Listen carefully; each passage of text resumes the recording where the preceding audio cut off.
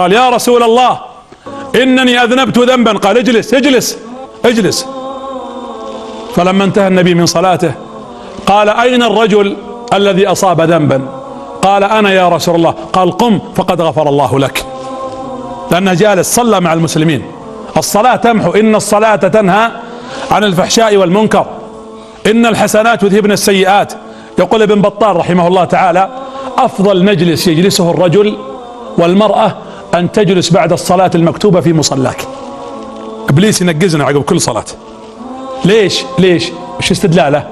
قال لأن الملائكة تستغفر لك، تقول اللهم اغفر له، اللهم ارحمه، وانت جالس بعد الصلاة، وتفتح أبواب السماء وأنت جالس.